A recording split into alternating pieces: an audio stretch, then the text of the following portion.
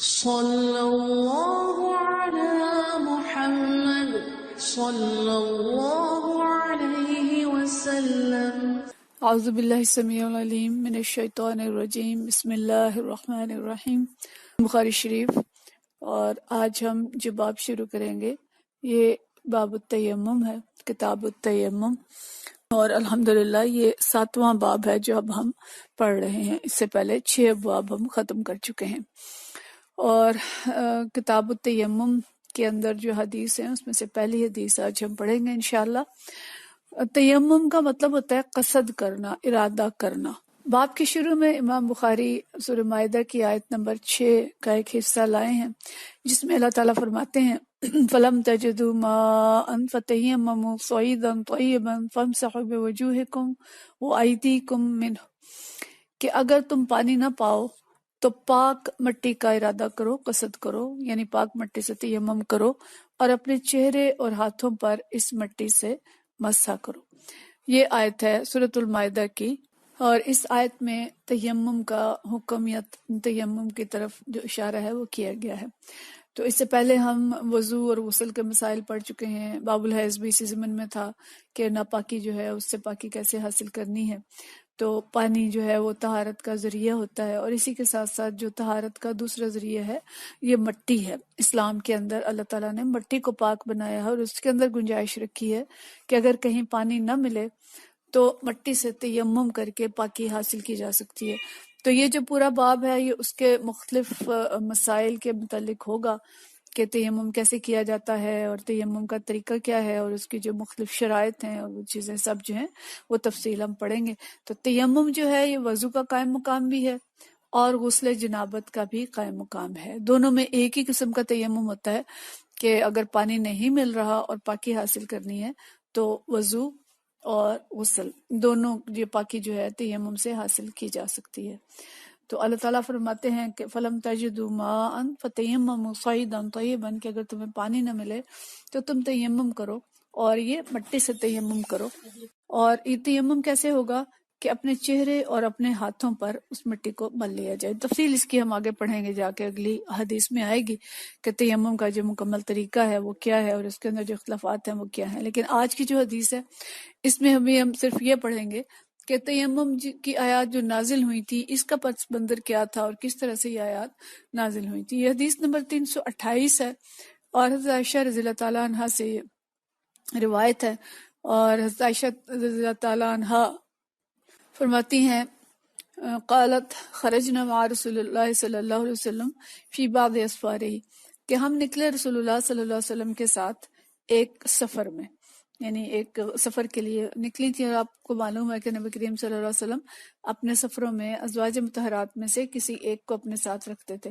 تو یہ سفر کون سا تھا؟ یہ غالباً غزوہ بنی مستلق کا سفر تھا۔ اس میں کچھ لمبی بحثیں بھی کی ہیں علماء نے، لیکن بہرحال گمان غالب یہ ہے کہ غزوہ بنی مستلق کا سفر تھا، اور اس میں نبی کریم صلی اللہ علیہ وسلم گئے اور حضرت عائشہ رضی اللہ تعالیٰ عنہ ساتھ تھی۔ تو فرماتی ہیں حتی اذا کنا بالبیداء او بذات الجیش، کہ ہم بیدا کے مقام پر پہنچے یا ذات الجیش کے مقام پہ پہنچے۔ یہ جو بیان کر رہے ہیں حضرت عبد الرحمن بن قاسم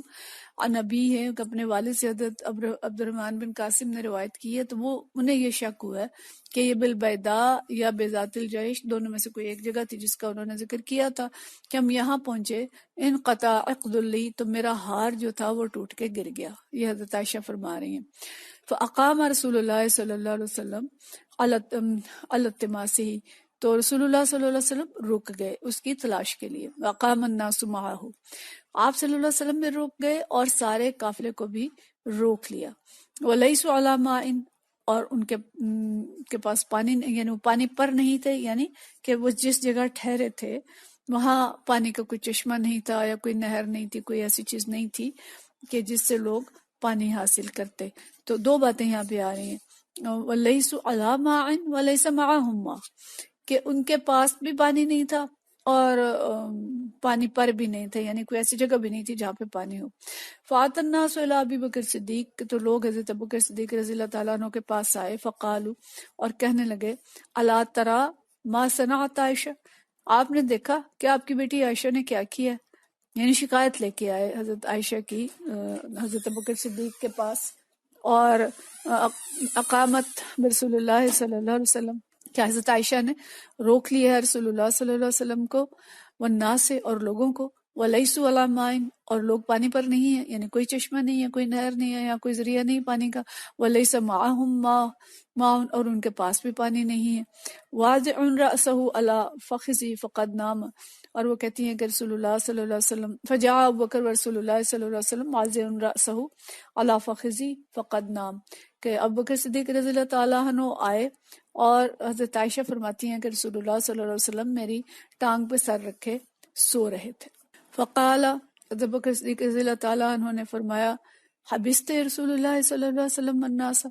کہ کیا آپ نے لوگوں کو روک لیا ہے، رسول اللہ صلی اللہ علیہ وسلم کو روک لیا ہے، لوگوں کو روک لیا ہے، وَلَيْسُوا عَلَىٰ مَاءٍ اور وہ پانی پر نہیں ہے، وَلَيْسَ مَعَهُمْ مَاءٌ اور ان کے پاس بھی پانی نہیں ہے، ان کے قافلے کے پاس بھی پانی ختم ہو چکا تھا۔ تو بہت غصے سے آئے حضرت بکر صدیق اور آ کے حضرت عائشہ رضی اللہ تعالیٰ عنہ سے وہ ناراضگی کا اظہار کرنے لگے۔ فقالت عائشہ تو عائشہ کہتی ہیں، حضرت عائشہ فرماتی ہیں فعاتبنی ابو بکر، ابو بکر صدیق رضی اللہ تعالیٰ عنہ نے مجھے غصے ہوئے، تاب کیا میرے اوپر، غصے سے مجھے بول رہے تھے۔ وقال ما شاء اللہ ان یقول اور جو کچھ اللہ نے چاہا انہوں نے مجھ سے وہ کہا، مطلب کہ جو کچھ ان کے اس وقت ذہن میں آیا انہوں نے مجھے ڈانٹا اور مجھے سخت اور سست الفاظ جو ہیں وہ کہے۔ اور پھر اس کے بعد کیا ہوا کہ وجعل یطعننی بیدہ فی خاصرتی، کہ وہ اپنے ہاتھوں سے میرے پہلو میں کچوکے دینے لگے، غصہ انہیں آیا ہوا تھا اور غصے سے ڈانٹ بھی رہے تھے اور ساتھ ساتھ ان کے پہلو میں کچوکے بھی دینے لگے کہ آپ نے کیا کیا، ایک ہار گم کر دیا، ہار گرایا اور نبی کریم صلی اللہ علیہ وسلم کو روک لیا، سارے قافلے کو روک لیا۔ یعنی انہوں نے فرمایا ہوگا کہ لوگ باہر باتیں کر رہے ہیں، لوگ غصے میں ہیں کہ کوئی پانی نہیں ہے، اور آپ اندازہ کریں کہ صحرا کا سفر ہو اور پانی کے بغیر کس طرح سے گزارا ہوگا، پینے کے لیے بھی پانی نہیں ہے اور وضو کے لیے بھی پانی نہیں ہے۔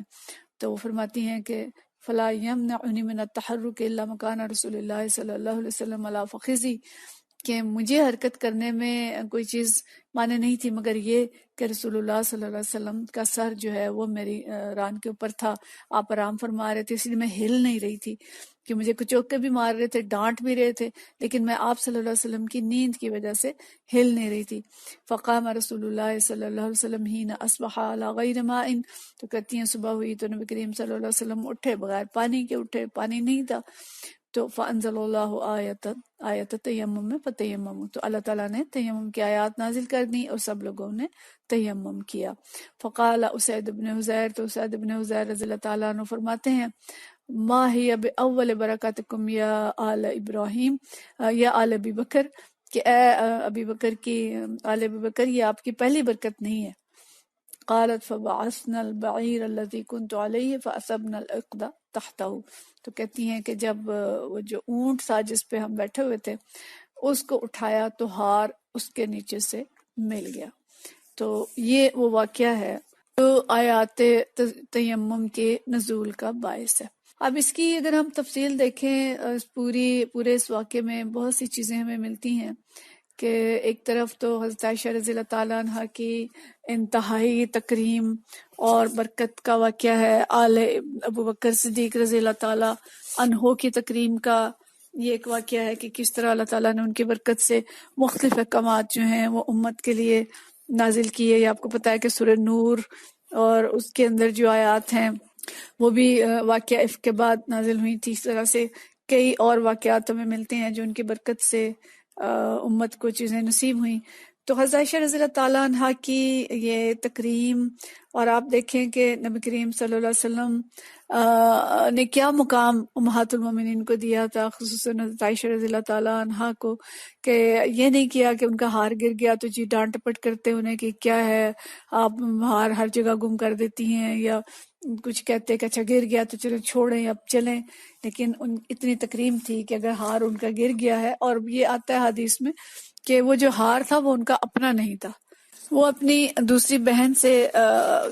مانگ کے وہ لائیں تھی، ادھار لائیں تھی وہ ہار، اس لیے انہیں فکر زیادہ بھی تھی کہ گم گیا تو اس کا میں جواب انہیں کیا دوں گی۔ لیکن خود نبی کریم صلی اللہ علیہ وسلم نے ایک عورت کو کتنی تکریم دی کہ آپ صلی اللہ علیہ وسلم نے بالکل غصہ نہیں کیا،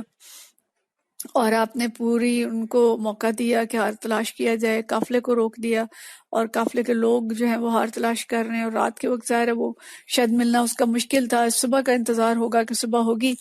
تو مزید اس کو تلاش کریں گے اور مل جائے گا۔ اور اسی دوران دیکھیں کہ آپ صلی اللہ علیہ وسلم کو کوئی غصہ بھی نہیں آ رہا اور آپ اطمینان سے سو رہے ہیں۔